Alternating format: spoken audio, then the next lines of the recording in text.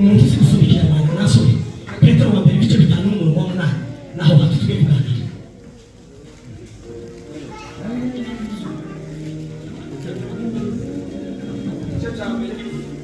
Petero wa mbere ibice 5 n'umurongo wa 8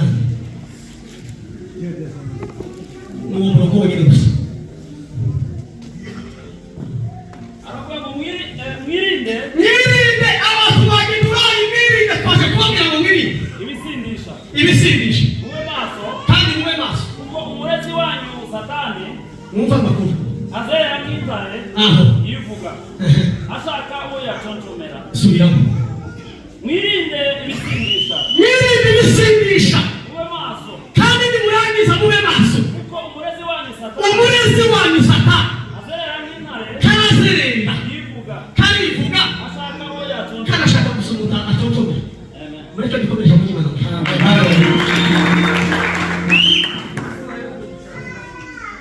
Iswahili rukuntu kivuze so eleka nsome gazeti Ryiza Petro wa kwanza kifungo cha 5:8 Biblia imesema hivi muwe na kiasi na kukesha kwa kuwa mshtaki wenu Ibilisi kama simba angurumaye kuzunguka akitafuta mtu ammeze.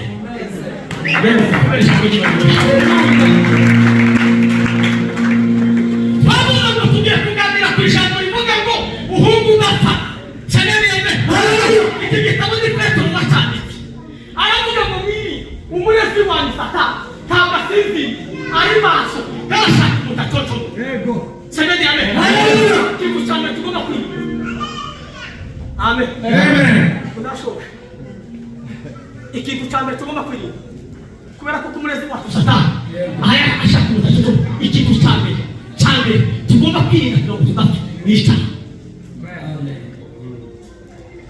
kiri na kuturista kupiwa kuzista uba wafu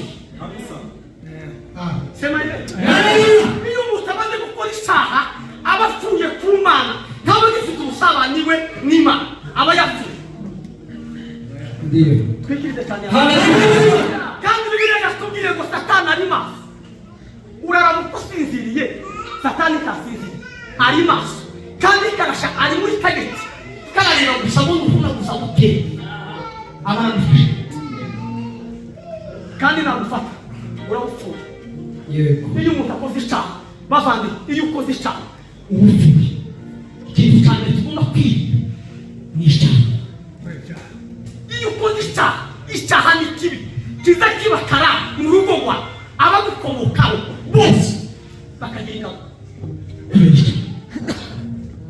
amen asifiwe ikatumira kufafunga ahungani yahumuze icyaha aravuga ngo Imana irimo kuyonebera kuko ahubwo ndatiza agaciro mureke dutiza agaciro duta amakoti yacu duta ibidufitiye agaciro duta ibidufitiye akamaro ariko tureke guhunga none yarahunze yamatumite aravuga ngo ibyo data mushati yabimpa ngiri bisigara none we uri mu guhagarara uhagaze gute naje kukubwira ngo uhunge kandi uhunga uvuye n'udahungura Yohana arimo yandikira amatorero ye semeni yame amatorero yagendaho n'isabitiya arayibwira ngo niyo mufite inyukingi y'Imana kandi mukaba mufite izina y'uko muri ariko muri imvubu mwarapfuye iyo umuntu akoze icyaha aba apfuye kuma naze kubabwira ngo muhunge icyaha mwibwe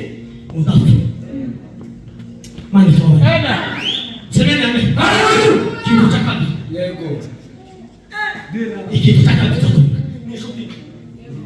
inshuti mbi yotumupfa cyane inshuti mbi wo kwamupfa mu gitondo ukabamariye mu kandi uhagaze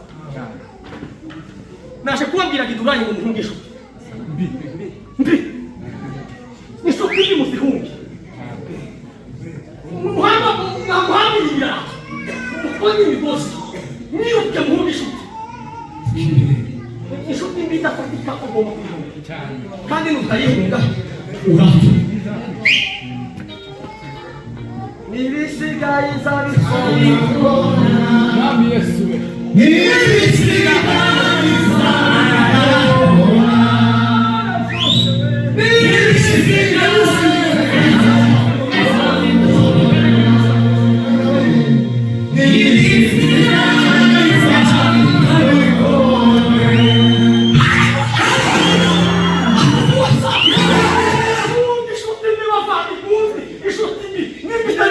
ya Yesu uyirunge uyirunge ese ubundi mwana Bibiliya bavuga ngo nihe umuco n'umwijima zobana nawe kasama kino nawe kasama nimufite muri kugira inshuti zitazi bashaka inshuti zifata kushaka kwita uyu mwana wacu mu bibi ni muto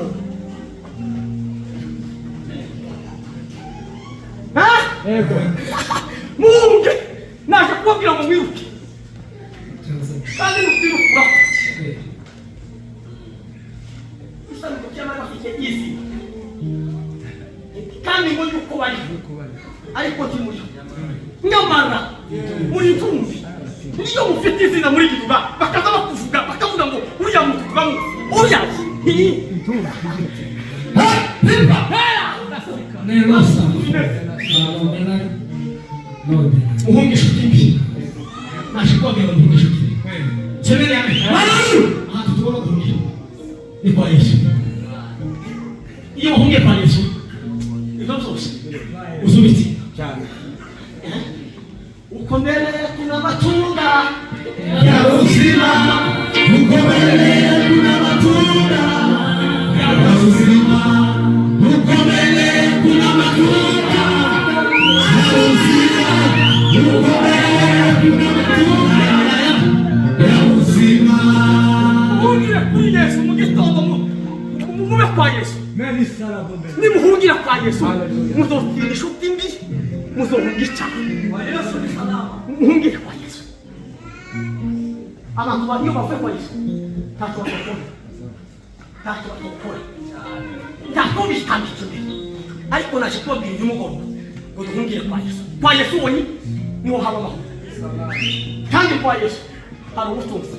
Muhunge mudapfa, muhungire kwa Yesu. Wakisha muri Imana. Hallelujah. Hallelujah. Hallelujah.